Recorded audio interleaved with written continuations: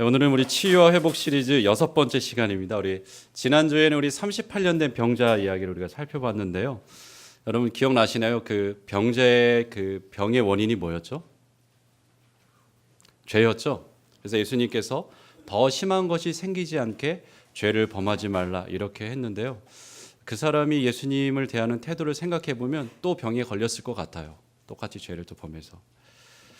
그렇지만 또 죄가 병이 생기는 원인의 전부는 아니거든요. 또 여러 가지가 있지만 오늘 본문에서는 특별히 병이 생기는 원인에 대해서 이야기하는데 바로 이제 악한 영의 공격 때문에 병이 생기기도 합니다.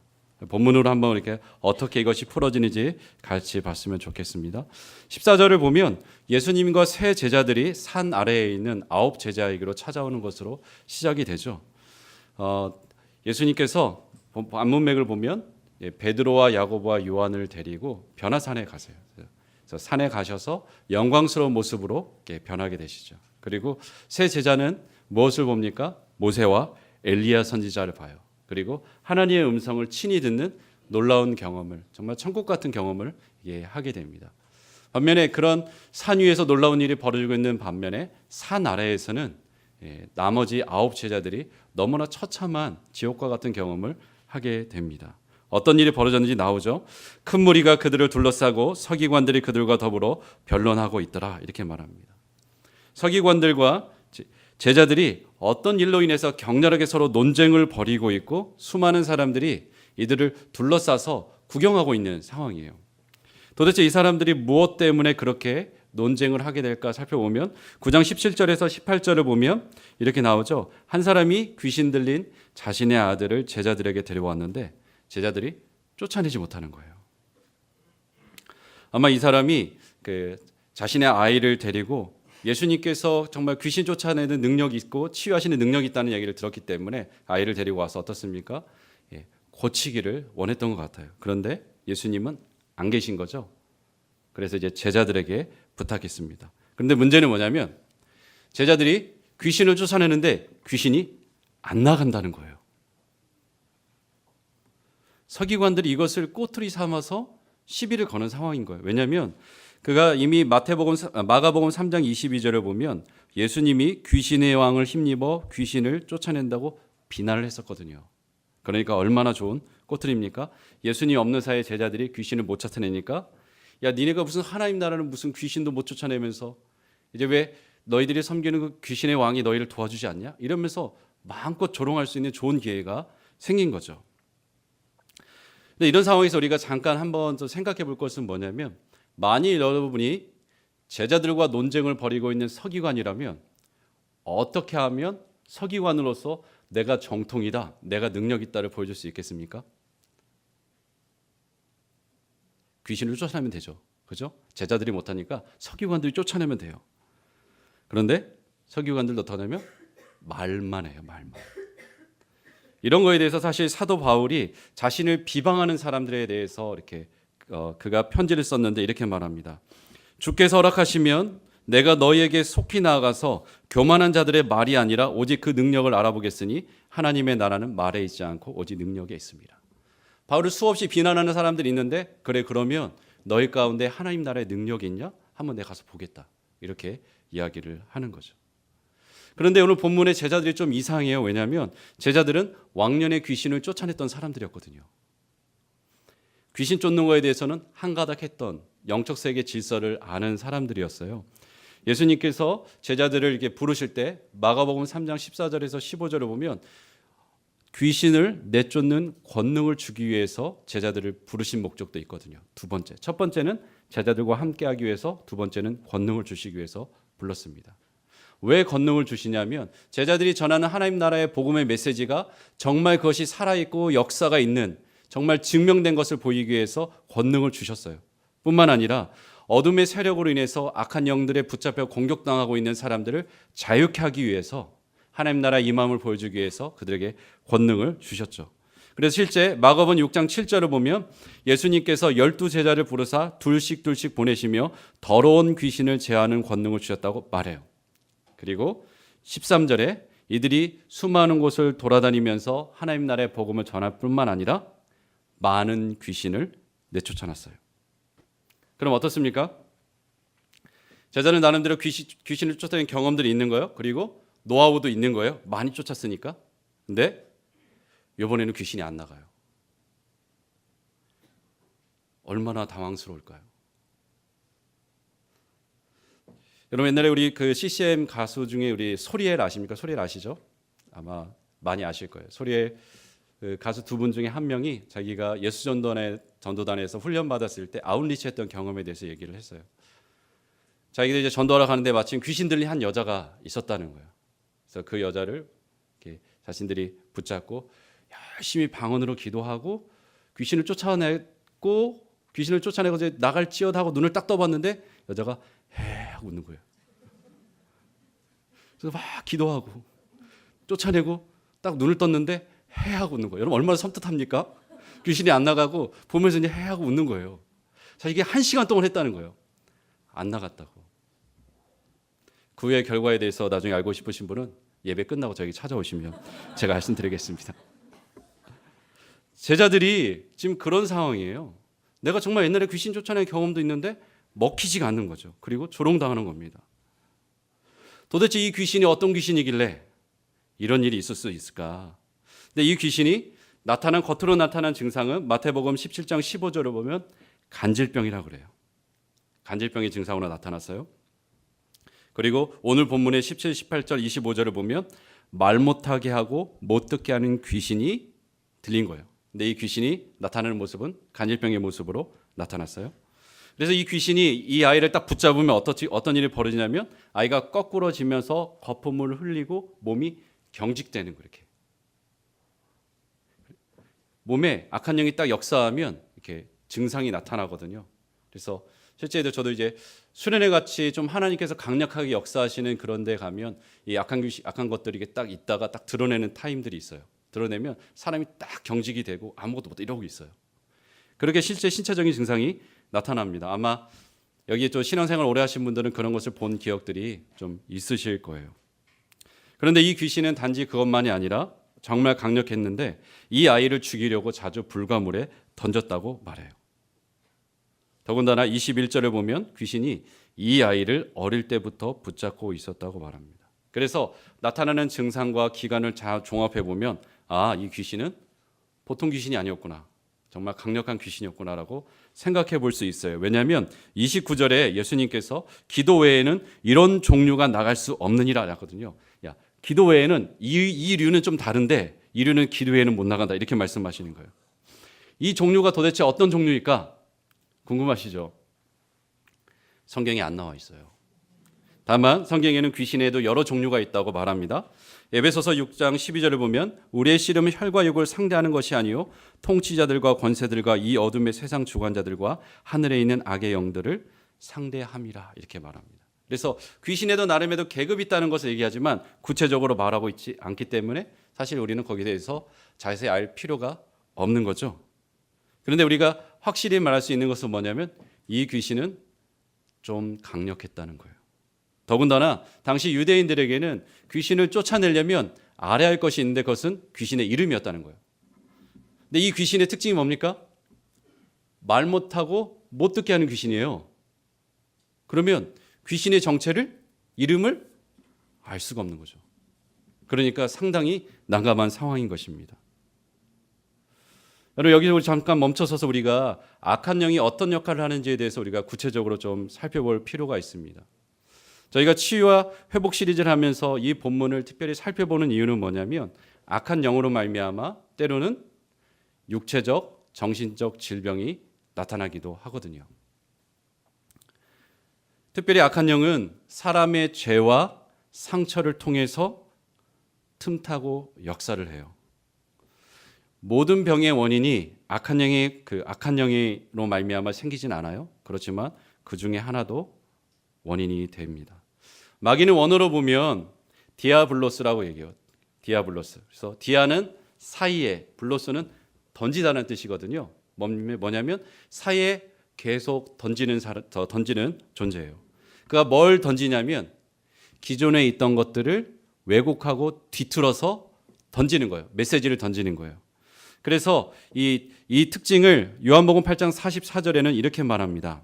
그는 처음부터 살인한 자요 진리가 그 속에 없으므로 진리에 서지 못하고 거짓을 말할 때마다 제 것으로 말하나니 이는 그가 거짓말쟁이요 거짓의 아비가 되었습니다. 이것이 가장 잘 나타난 것이 아담과 하와를 유혹할 때죠. 너희가 이 선악과를 따먹으면 하나님처럼 될 것이라고 뒤틀어 버리는 거예요. 그러니까 어떡합니까? 아담과 하와 안에 스스로 하나님처럼 되고 싶은 마음이 있었거든요. 근데 거짓말을 딱 던지니까 그걸 딱 받아들이고 하나님께 불순종했죠. 어떤 일을 한 겁니까? 하나님과 아담과 하와 사이에 거짓말을 던졌어요. 그래서 그 거짓말을 사람이 딱 붙잡자 하나님과의 관계를 깨뜨려 버리는 거죠. 단지 악한 영이 하나님과 우리 사이에만 거짓말을 던지지 않아요. 사람과 사람 사이에도 동일하게 합니다. 우리가 잘 알고 있는 아나니아와 삽비라 이야기도 그렇죠. 이 마귀가 이들의 마음에 땅값 얼마를 감추고자 하는 마음을 줬어요. 자기가 자기 땅을 다 팔았지만 그것을 다 공동체에 필요한 사람에게 주는 것이 아니라 일부를 챙기고 마치 모든 것을 주는 것처럼 사람들에게 속이게끔 했거든요. 그건 얼마나 좋습니까? 돈도 챙기고 사람들로부터 칭찬과 명예도 챙기고 마귀가 그거를 던진 거예요. 공동체 사이에 있는 신뢰관계를 깰 수 있는 거리를 던졌고 아나니아와 삽비라가 그것을 잡은 거거든요. 그래서 이렇게 해서 공동체의 사람 사이의 관계를 깨는 거예요. 그 악한 영은 없는 것을 새롭게 창조하진 않아요. 있는 것을 뒤틀고 왜곡시켜 버리는 거거든요. 반드시 어떤 일이 있을 때 그것을 부풀리는 일들을 많이 해요. 그래서 공동체에 어떤 일이 벌어질 때 또 나와 하나님과 사이에 또 개인적으로 어떤 일이 벌어질 때 평소에는 분노의 예를 든다면 분노의 게이지가 내가 3 정도 되는 일이었는데 그날따라 왠지 내 분노의 게이지가 8과 9를 딱 쳐버리는 거예요. 그렇게 해서 분노를 한번 쏟아내면 여러분 어떻습니까? 마음이 상하죠. 분노를 했는데 내가 상하는 거예요. 그리고 그동안 받았던 은혜 다 쏟아버리는 거죠. 그래서 수련회 끝나고 제가 꼭 많이 하는 말은 뭐냐면 수련회 끝나고 한 번 분노하면 모든 게 끝난다. 그래서 마음을 정말 잘 지켜야 된다. 여러분 은혜를 다 털어버리게 하려고 별 공격을 다 하거든요. 악한 것들이 이렇게 사람을 충동질시키는 거예요. 충동질하고 거짓말하고 이간질해서 관계를 다 깨버리게 하는 것이 악한 영이 하는 거예요. 이것을 통해서 마귀가 원하는 것은 무엇이겠습니까? 예수님께서 이렇게 얘기하죠. 도둑이 오는 것은 도둑질하고 죽이고 멸망시키는 것뿐이요. 우리의 영혼의 생명을 점점점 쭉 생명력을 뺏어가서 결국 질식시켜 죽게 하는 게 마귀가 하는 거거든요. 예수님께서 풍성한 삶을 주셨는데 풍성한 은혜를 주셨는데 그걸 누리지 못하게 하는 게 악한 영이 하는 것입니다. 이런 악한 영의 역사가 절정으로 일어나면 바로 예수님께서 거라사 광인을 만났을 때 벌어진 일처럼 그런 일이 생기게 됩니다. 여러분 예수님께서 거라사 광인을 만났을 때 그 광인의 모습이 어땠습니까? 무덤 사이에 사는데 쇠사슬로도 맬 수가 없어요. 왜냐하면 고랑과 쇠사슬을 초인적인 힘으로 끊어버리는 거거든요. 그래서 악한 영이 역사하면 자기 몸을 자기 몸으로 잘 조절하지 못할 수도 있어요. 귀신 들린 상태에서는. 그래서 갑작스럽게 초인적인 힘이 나오는 거죠. 그런데 거기 그치는 것이 아니라 그가 밤낮 무덤 사이에 하나 산에서 소리 지르고 돌로 몸을 해치는 거예요. 이게 정말 이상한 거죠. 돌로 자기 몸을 자해하는 거예요. 여러분 예수님께서 우리 첫째 되는 계명, 두 번째 되는 계명을 얘기했죠. 두 번째 되는 계명이 뭡니까? 내 이웃을 내 몸처럼 사랑하라고 얘기했어요. 그건 뭐냐면 사람은 말하지 않아도 자기 스스로를 사랑하는 존재라는 것을 전제로 까는 거거든요. 그만큼 우리 스스로는 자기 자신을 사랑하고 보호하는 데 익숙한 사람이에요. 그런데 악한 영이 결국 그의 마음을 완전히 붙잡으니까 어떤 일이 벌이냐면 스스로의 몸을 상해하는 거예요.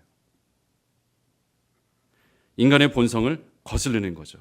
인간성을 파괴하는 거예요. 그것이 오늘 본문에 나오죠. 아이도 불과 물에 던져서 죽이려는 겁니다.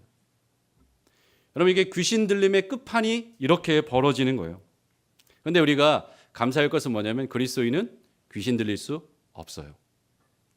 귀신 들림을 데몬 포지션이라고 얘기하죠. 완전히 소유하는 것. 근데 그리스도인이 데몬 포지션은 없고 데몬 오퍼레이션은 있어요.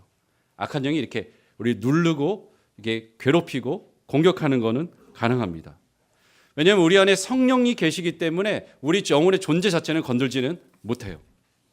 결코 우리를 소유하거나 귀신 들리게 할 수 없어요. 왜냐하면 요한 1서에 이렇게 얘기하죠. 하나님께로부터 나신 자가 그를 지키심에 악한 자가 그를 만지지도 못하느니라.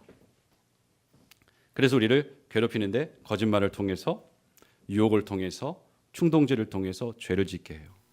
하나님과 관계를 무너뜨리기도 하고 사람과의 관계를 무너뜨리려고 해요. 여러분을 무너뜨리는 가장 좋은 방법이 뭔지 아세요? 제일 처음에 공격하는 거? 예배를 무너뜨려요. 예배를. 특별히 목회자의 관계를 깨트려서 예배 가운데 나왔지만 은혜를 전혀 누리지 못하게 합니다. 여러분, 말씀의 공급을 받으면서 우리가 생명력을 얻잖아요. 그런데 어떻습니까? 제가 여러분 중에 한 명에게 상처를 줬어요. 그러면 여러분이 말씀을 들을 때 제 말씀이 잘 들릴까요? 안 들리죠. 오늘 허 목사 설교야. 미리 알았으면 내가 안 왔을 텐데. 오늘은 하필. 여러분, 그런 일이 벌어져요. 그래서 예배가 무너지기 시작하는, 그게 제일 먼저 공격하는 거예요. 하나님 관계를 그렇게 깨트려 버리는 거거든요. 때로는 어떻게 하냐면 내가 잘못한 것을 계속해서 떠오르게 해요. 회개하고 회개했는데 여전히 내 마음이 이게 개운해지지가 않는 거예요. 그래서 어떻게 하냐면 깊은 자책감에 빠지게 해요. 자책감에 빠지고 그 굴레에 못 나오다가 정죄감에 빠지기도 하고 그러다 깊은 침체에 빠지게 되죠. 여기서 더 나아가면 그리스도인들 중에서도 그렇죠. 자해라는 사람들이 생기는 거예요. 이게 악한 영이 그렇게 하는 것입니다. 악한 영은 그렇게 관계를 통해서 결국은 우리 자신 스스로를 상하게 할 뿐만 아니라 특별히 상처를 통해서 많이 역사해요.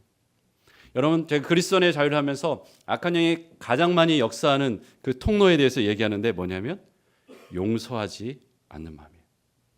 악한 영이 기생하기에 가장 좋아요. 용서하지 않는 마음을 품을 때 수많은 곳곳을 찔러대면서 이 사람을 자기 마음대로 휘두를 수 있게 되는 거죠.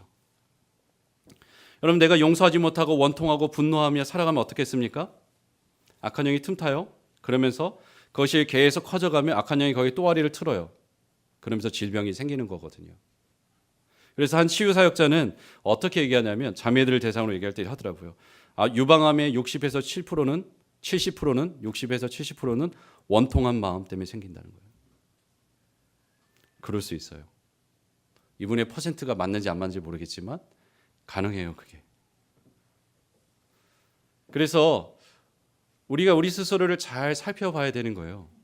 나의 감정을 잘 돌봐야 되는 거죠. 그리스도 안에서 내 감정들을 풀어가는 것들을 잘 해야 돼요. 그렇지 않으면 악한 영은 틈을 타거든요. 한번 발판을 딱 들이면 이것을 통해서 발판을 계속 넓혀요. 처음에는 죄책감이었다가 자괴감을 들어가고 그리고 평안을 사라지게 하고 죄책감이 깊어지면서 하나님이 나를 버리실 것 같은 두려움에 빠지게 해요. 그러면서 완전히 쭉 끌고 내려가요. 그게 악한 것들이 하는 것입니다. 다시 오늘 본문을 한번 돌아가 보겠습니다. 예수님께서 제자들과 함께 내려오니까 오늘 본문을 보면 아버지가 군중을 뚫고 소리치는 것처럼 사실 보여요. 내 아들을 데려왔는데 못 쫓아냅니다. 이렇게 말한 것처럼 보여요. 그런데 마태복음 17장 14절을 보면 좀 더 구체적으로 얘기하는데 이 아버지가 예수님께 와서 꿇어 엎드려 자신의 아들을 불쌍히 여겨달라고 구합니다. 더 나아가서 누가복음 9장 38절을 보면 내 아들을 돌봐 주십시오라고 말하면서 내 외아들입니다. 이렇게 얘기해요. 외아들. 여러분, 자신의 하나밖에 없는 아들이 귀신에 들린 거예요. 아버지도 되게 분별력이 있으신 거죠. 간질병의 증상으로 나타나지만 악한 영의 역사라는 것을 아버지가 알고 있는 거예요. 그가 제자들에게 귀신을 쫓아내려고 했지만 못 쫓아내니까 마음이 어떻습니까? 절망감이 있는 거죠. 이 내 아이가 하나밖에 없는 아이가 고통당하는 걸 보면서 어떻게든 이 아이를 도우려고 해서 제자들에게 왔는데 안 된 거예요. 그러니까 그 기대가 꺾여서 절망이 더 심한 거죠. 그래서 예수님께 와서 제 아들을 돌봐달라고 구하는 것입니다. 이런 간구에 예수님께서 그 아이를 데려와라 이렇게 말합니다. 그런데 이 아이를 데려올 때 어떤 일이 벌어집니까? 20절을 보면 예수님을 보고 심히 경련을 일으키게 하고 땅에 엎드러져 구르고 거품을 흘리게 하는 거예요. 겉으로 나타나는 것은 간질 증상이죠. 나가기 싫어서 최후의 발악을 하는 거예요. 그런데 예수님께서 이것을 보시고 그 아버지의 마음을 보듬는 거예요. 이렇게 말하시는 거죠. 언제부터 이렇게 되었느냐. 그러니까 그가 어릴 때부터 그랬습니다. 답합니다. 여러분, 예수님께서 이 아이가 언제부터 그랬는지 모르셨을까요? 아시잖아요. 그런데 왜 이렇게 물어보시겠습니까? 이 사람의 깊은 절망을 아는 거예요. 야, 네가 그동안 너무 고생했구나. 야, 그 고통을 이루 말할 수 없겠구나. 예수님께서 그 마음을 이렇게 품어주시는 거죠. 여러분, 이 아버지가 얼마나 큰 고통을 받았겠습니까? 22절을 보면 이 아이를 죽이려고 불가물에 자주 던졌다고 말합니다. 여러분, 이게 어떤 의미인지 아세요? 부모에게는, 아버지에게는 귀신이 언제든지 이 아이를 죽일 수 있기 때문에 나는 늘 긴장하고 대기 상태로 살아야 되는 거예요. 24시간 대기 상태로 우리 아들에게 무슨 일이 생길지 모르기 때문에 살아가는 거예요. 뿐만 아닙니다. 아이가 불 속에 던져진 것도 있어요.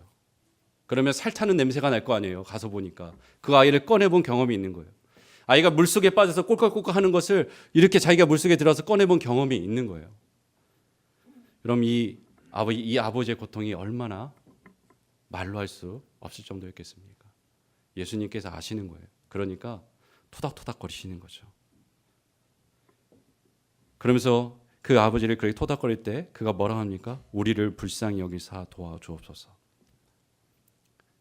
우리 아들을 불쌍히 여겨 주십소라고 말하지 않아요. 우리를 불쌍히 여겨달라고 말하는 거예요. 자신의 아들의 고통이 자기의 고통인 거예요.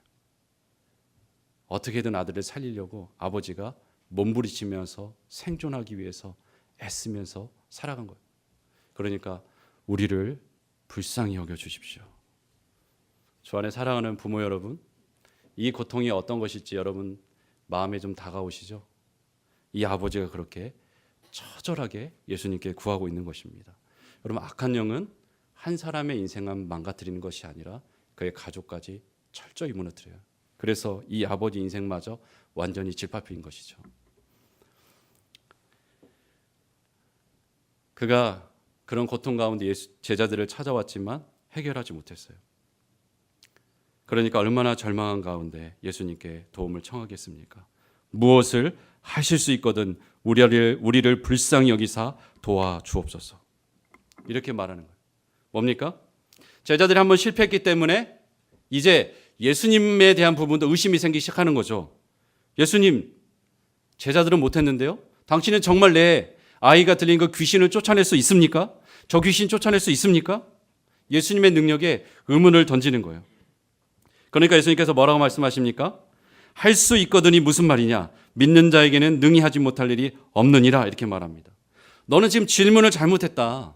내가 능력이 있는지 없는지 물어야 할 것이 아니라 아비 네가 능력 있는 나를 신뢰할 것이냐 말 것이냐를 질문해야 되는 것이다. 그것을 점검해야 되는 것이라고 말하는 거죠. 여러분, 근데 본문이 좀 너무 이상해요. 왜냐하면 지금 예수님과 이 아버지 옆에는 아들이 거품을 물고 지금 땅에서 나둥그러져 왔다 갔다 하고 있거든요. 그런데 예수님이 이런 상황 가운데 아이를 낫게 하고 너 정말 믿음이 없구나 이러면 해야 되잖아요. 그런데 이 아이를 놔두고 이 아버지와 이런 대화를 하는 거예요. 빨리 낫게 되잖아요. 좀 이상하지 않으세요? 지난 시간에 살펴본 38년 된 중풍병자 예수님께서 어떻게 치유하십니까? 그 사람에게 무슨 선한 것이 있었습니까? 그 사람이 뭐 치유받을 만한 무슨 전제 조건이 있었나요? 믿음이 있었나요? 주권적으로 가서 치유하셨어요, 예수님께서. 그런데 이 경우에 예수님께서 지금 믿음을 요구하세요. 그런데 사실 우리가 성경을 살펴보면 예수님께서 치유하시는 기적 가운데 믿음을 요구하는 경우가 많이 있어요. 우리 그 혈루병 가운데 있었던 그 여인 어떻게 합니까?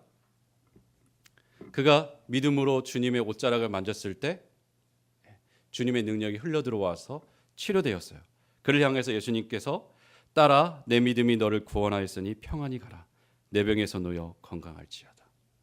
내 믿음이 너를 구원하였다. 이렇게 말합니다. 근데 그 사이에 회당장 야이로의 딸이 죽었다는 소식을 듣게 되죠. 그래서 사람들이 예수님 이제 거기 갈 필요 없습니다라고 했을 때 예수님께서 야이로에게 이렇게 말합니다. 두려워하지 말고 믿기만 하라. 이렇게 말해요. 네가 계속 믿어야 된다. 그리고 어떻습니까? 그 믿음대로 딸을 살리세요. 마치 이런 것처럼 예수님께서 이 중요한 순간에 이 사람에게 믿음을 요구하시는 거예요. 왜 그러실까요? 특별히 그는 예수님의 능력에 대해서 의심하기 때문인 것입니다. 여러분, 믿음은 뭡니까? 예수님의 능력이 흘러 들어올 수 있도록 받을 수 있는 통로예요. 그런데 이 통로가 막혀 있는 거예요. 이 아이가 나둥거리는 거, 그거보다 더 중요한 게 뭐냐면 너의 믿음이 회복되어야지만 내가 너를 고칠 수 있다는 거예요. 이걸 예수님께서 말씀하시는 거죠. 그래서 실제 어떻게 합니까? 예수님께서 자신의 고향에 가셨어요. 거기에서 이런 일이 벌어져요. 거기서는 아무 권능도 행하실 수 없어 다만 소수의 병자에게 안수하여 고치실 뿐이었고 그들이 믿지 않음을 이상히 여겼더라. 그들이 믿지 않았기 때문에 예수님께서 능력을 행하지 않으셨다는 거예요. 예수님이 이 아이 아버지에게 그렇게 믿음에 대해서 요구하시는 것입니다. 그러자 어떻게 합니까? 그가 내가 믿나이다. 나의 믿음 없는 것을 도와주소서. 이렇게 말합니다. 정직하게 인정하죠. 내가 정말 믿음이 없습니다. 그렇지만 주님, 저에게 믿음을 주십시오. 여러분, 얼마나 정직한 기도입니까? 그렇게 예수님께 구하는 사이에 수많은 사람들이 몰려들어요. 구경꾼들이 몰려드는 거죠. 그러니까 예수님은 어떠냐면 더 이상 대화를 진전하지 못합니다. 그리고 예수님께서 더러운 귀신을 꾸짖어 이렇게 말씀하십니다. 말 못하고 못 듣는 귀신아, 내가 내게 명하노니 이 아이에게서 나오고 다시 들어가지 말라. 못 듣는 귀신인데 예수님의 명령은 들어요. 그러자 귀신이 소리 지르며 아이로 심히 경련을 일으키게 하고 떠나갔다고 말합니다. 아이가 죽은 것처럼 되었을 때 예수님께서 어떻게 합니까? 아이의 손을 잡고 일으키죠. 그리고 아버지의 품에 돌려보냅니다. 이렇게 상황이 잘 정리가 됐어요. 그런데 우리가 본문의 시작에서 봤던 제자들의 지금 당황스러운 상황은 여전히 있는 거죠. 그러니까 제자들이 조용히 예수님께 물어요. 우리는 어찌해서 능히 귀신을 쫓아내지 못했습니까? 그때 예수님께서 어떻게 답하십니까? 우리 29절 다 같이 한번 읽어볼까요? 29절입니다. 시작.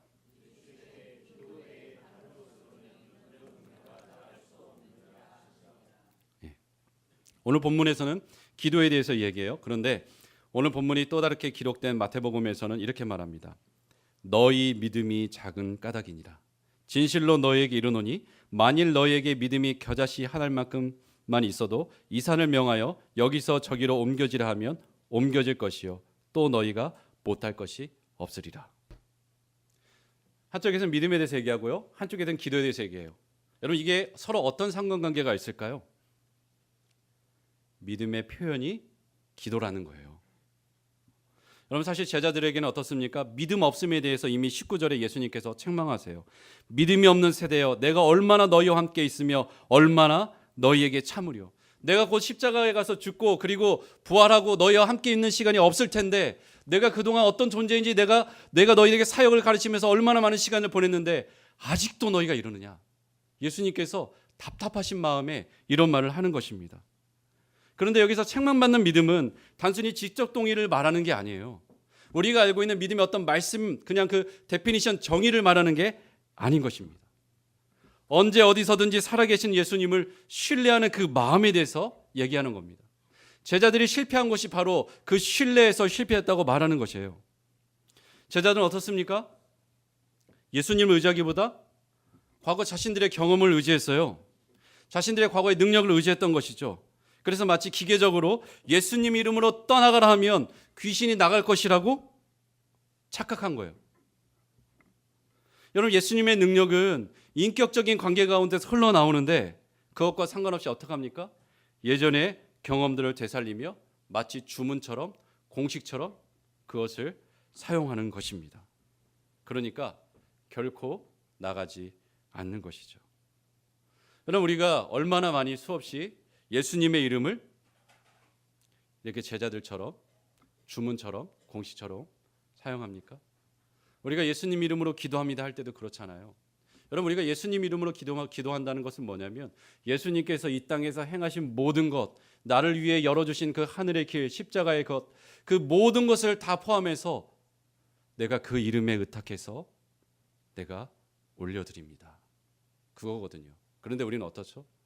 그분의 이름에 대한 감사와 그분의 이름에 대한 깊은 묵상과 깨달음 없이 예수님 이름으로 기도합니다. 우리가 마치 주문처럼 할 때가 많이 있는 거예요. 여러분, 그러면요 아무 역사가 안 일어나요.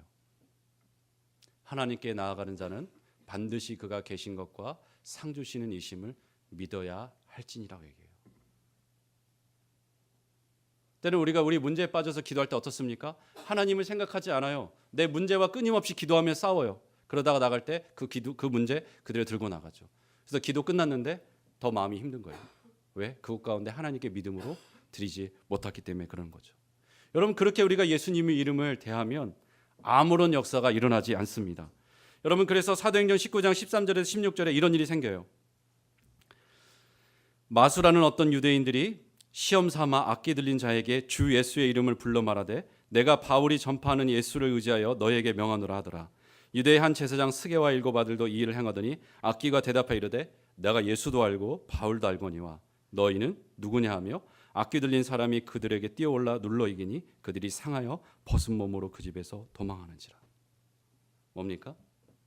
예수님과 아무런 살아있는 인격적 관계가 없어요. 그런데 예수님 이름으로 축사하는 거예요. 안 되는 거죠. 그 능력은 그분과의 인격적인 관계를 통해서만 나옵니다. 제자들에게도 어떻습니까? 예수님께 의존하지 않고서는 아무리 권세를 받은 제자들이라도 자동적으로 공식처럼 마치 자판기처럼 그렇게 능력이 나타나지 않는다는 거예요. 여러분, 이런 믿음의 표현이 살아있는 관계의 표현이 나타나는 것이 어디입니까? 기도라는 거예요. 기도. 다른 사본에는 기도 외에는 그 뒤에 뭐가 붙었냐면 금식이 붙어요. 금식이 왜 붙겠습니까? 그만큼 간절히 절망적으로 예수님이 필요하다는 것이죠. 이 귀신을 쫓아내는데 무엇이 필요하겠습니까?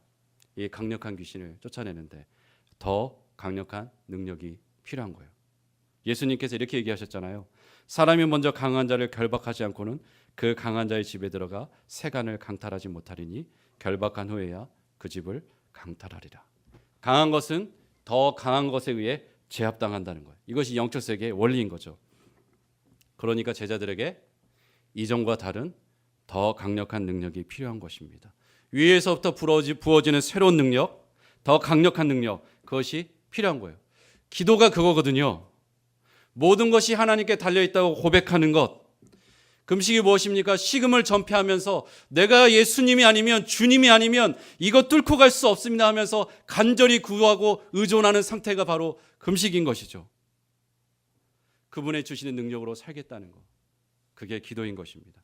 제자들이 거기서 실패한 거예요. 과거의 경험으로 되지 않는 거예요. 과거의 권세로 되지 않습니다. 왕년에 내가 한가닥 했다고 해서 지금 되지 않아요. 저희 교회 많은 분들이 왕년에 다 한가닥 하신 분들이잖아요. 그죠? 그런데 어떻습니까? 여러분, 왕년에 한가닥 했었을 때 그때 여러분이 예수 그리스도 안에서 누렸던 생명력과 힘, 기쁨, 감사 그대로 있습니까? 무엇이 문제일까요? 저는 삼손이 어떻게 망했는지를 기억해 보면 너무나 좋을 것 같아요. 여러분, 삼손이 어땠습니까? 자신의 머리가 밀리면, 갑자기 이제 머리 하니까 좀 약간 그런데, 네. 자신의 머리가 밀리면 여호와께서 떠나시고 주여 머리가 많이 나야 되는데 떠나시면 안 되죠. 머리가 밀리면 여호와께서 떠나시고 힘이 사라진다는 것을 알고 있었어요. 그런데 실제 그가 머리가 밀렸을 때 어땠습니까? 힘이 사라졌음에도 불구하고 과거의 경험에 의지해서 내가 전과 같이 몸을 떨치리라, 블레셋 사람들을 칠 것이라고 얘기해요. 결국 어떻게 됐죠? 블레셋 사람들을 잡혀서 두 눈을 뽑혀요. 그리고 놋줄로 매이고 옥에서 맷돌을 돌리는 비참한 삶을 살아가는 거예요. 과거의 경험으로 오늘을 살아갈 때 그런 일이 벌어지는 거죠. 과거의 능력으로 오늘을 살아갈 때 그런 일이 벌어지는 것입니다. 주 안에 사랑하는 여러분, 우리가 알다시피 세상은 점점 악해지고 있어요. 그렇죠? 그렇다면 이 악해지는 세상 가운데 우리가 그리스도인으로서 승리하는 삶을 살려면 어떻겠습니까? 과거에 내가 한가닥 했던 거 그걸로 안 통해요. 더 이상 통하지 않아요. 기도와 금식에는 결코 이길 수가 없어요. 공동체가 새롭게 세워질 때 악한 영의 공격은 더 강력해질 거예요. 저희가 내년에 10주년이잖아요. 악한 영의 공격이 더 강력해질 것입니다. 교회 리더십이 세워질 때 저희가 장로들을 세우는 시간을 갖잖아요. 내년에 악한 영의 공격은 더 강력해질 거예요. 내가 하나님 앞에서 새로워지려고 할 때 악한 영의 공격은 반드시 있어요. 제가 한 자매에게 복음을 전했어요. 복음을 전하고 우리 교회 같이 나오자 그랬는데 그 자매가 교회에 가는 시간대에만 아프기 시작한 거예요. 2주 동안. 첫 주는 몰랐어요. 왜 아픈지. 둘째 주에 아팠어요. 그때 알았어요. 악한 영이 공격하는구나. 그래서 기도했어요. 셋째 주부터 교회 나올 수 있었어요. 제가 저는 사역할 때 이런 것들 너무 많이 경험했어요. 청년부에서 한 자매가 이 영혼이 지금 하나님을 만나면서 새로워지는 시즌에 들어갔어요. 그런데 주일날 밤에 갑자기 아파서 병원 응급실에 갔어요. 주일 밤마다 아픈데 3주 동안 아팠어요. 그래서 예배를 3주 동안 못 나왔어요. 여러분 우리는 그런 거에 대해서 그냥 아팠나 보다 이렇게 생각할 수 있어요. 그런데요. 여러분 한 사람이 회복되는 거를 악한 영이 너무나 싫어해요. 실제 이제 우리 그 이춘태 목사님 예전에 모시고 우리 기도학교 할 때 청년부에 한 자매가 있었는데 이 자매 제가 시즌을 볼 때 지금 기도학교에 나와서 영혼이 확 회복돼야 되는 시즌인 거예요. 그래서 제가 자매한테 너 기도학교에 가자. 그랬더니 목사님 제 일하는 직장이 파주예요. 교회에 오면 8시 반이에요. 근데 저희 기도학교가 8시 시작이거든요. 그렇게 얘기하는 거. 그래서 제가 뭐라고 답했겠습니까? 그래도 와라. 그대로 오라고 그랬어요. 그래서 첫 주 참석하고 왔어요. 근데 둘째 주 이제 앞두고 있는데 그날 갑자기 저한테 연락이 온 거예요. 목사님, 저희 회사 창립 이래로 전 직원 회식이 잡혔어요. 이러는 거예요. 기가 막히죠? 이 한 자매를 넘어뜨리기 위해서 전 직원 회식이 잡힌 거예요. 그래서 제가 그 자매한테 얘기했어요. 네가 너희 회사에서 정말 중요한 존재인가 보다. 그렇기 때문에 너를 이렇게 무너뜨리려고 전 직원 회식이 잡힐 수가 있냐. 그래서 제가 뭘 했겠습니까? 반드시 와야 된다. 반드시 오라 했어요. 때로는 여러분 영성 훈련하는데 저한테 찾아오는 거예요. 목사님 저 소개팅 잡혔어요. 나가지 마라. 나가지 마라. 여러분 때로는 악한 영이 안 좋은 일로도 공격하지만요. 여러분 좋은 일로도 통해서 우리의 관심 흐트러뜨려요. 네가 지금 하나님 앞에 집중할 타임인데 이때 소개팅 나가면 다 흐트러진다. 나가지 말아라. 여러분 제가 옛날에 청년부 있을 때 데이트하라고 토요일 모임도 없앴던 사람이에요. 저렇게 야박한 사람이 아닙니다. 그런데 그 영혼의 시즌에서 그게 중요하면 그렇게라도 해야 되는 거죠. 왜요? 악한 영은 한 사람이 회복되는 걸 너무 싫어해요. 왜 그렇습니까? 내 영혼이 그리스도 안에서 회복되면 어떤 일이 벌어지죠? 내 관계들이 회복되어져요. 내 관계들이 회복되면 어떤 일이 벌어지겠습니까? 하나님께서 나를 통해서 복을 주시고자 작정하신 것들이 나로 말미암아 흘러가기 시작하는 거예요. 이 복이 흘러가는 것을 악한 영들이 그렇게 싫어하는 거죠. 그러니까 어떻게든 여러분 한 사람 한 사람을 넘어뜨리려고 작정하는 거예요. 때로는 어떠한지 아십니까? 주일날 교회 예배드리러 나와야 되는데 애가 아픈 거예요. 그럼 어떠죠? 부모는 못 나오죠.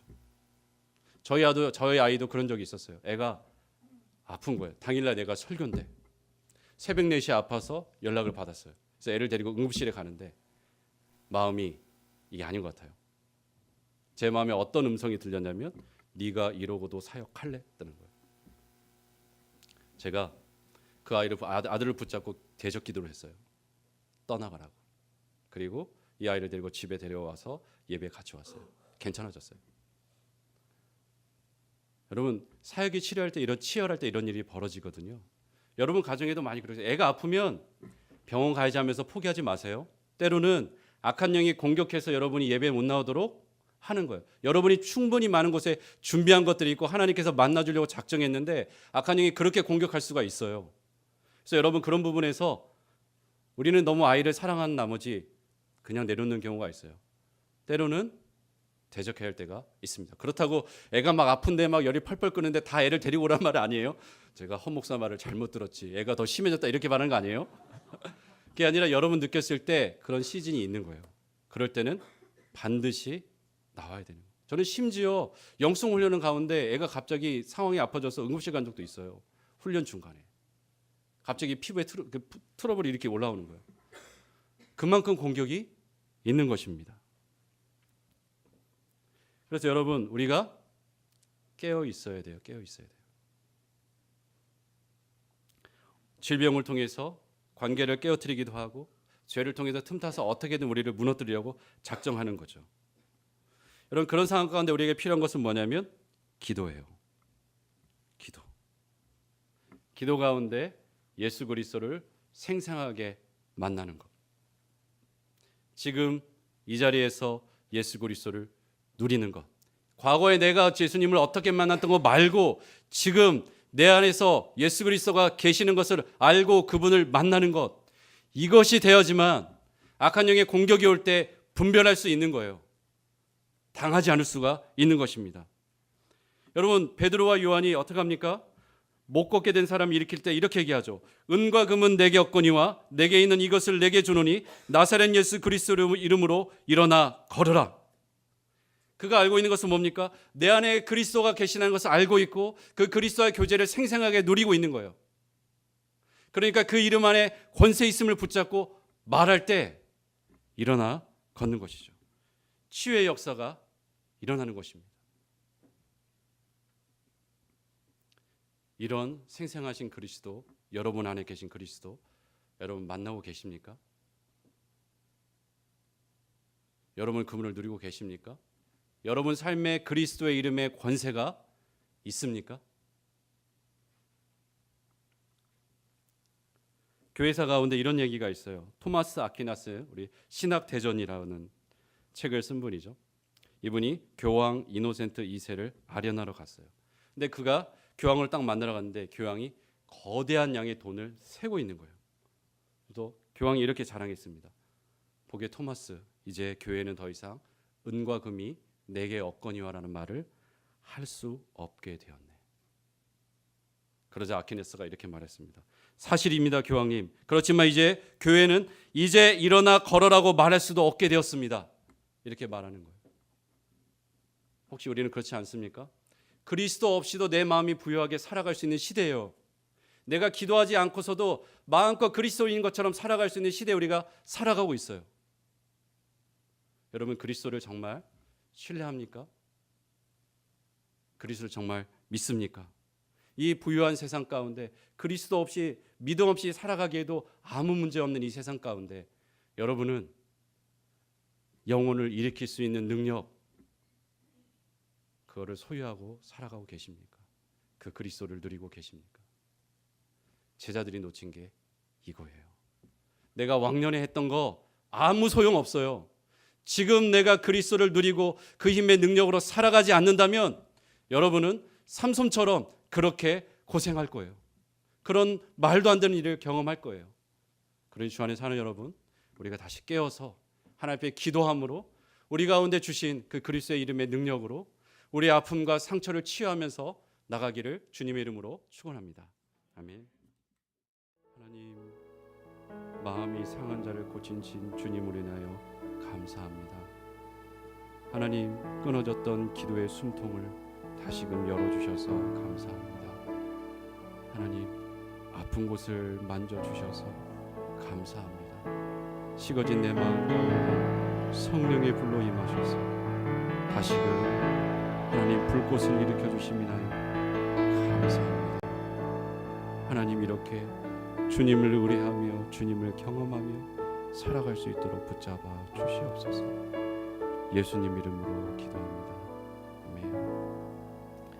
이제는 우리 주 예수 그리스도의 은혜와 하나님 아버지의 크신 사랑과 성령님의 감화 감동 역사하심이 다시금 주 앞에 회복되기를 소원하는 우리 성도들 머리에 이제부터 영원토록 함께 있을지어다.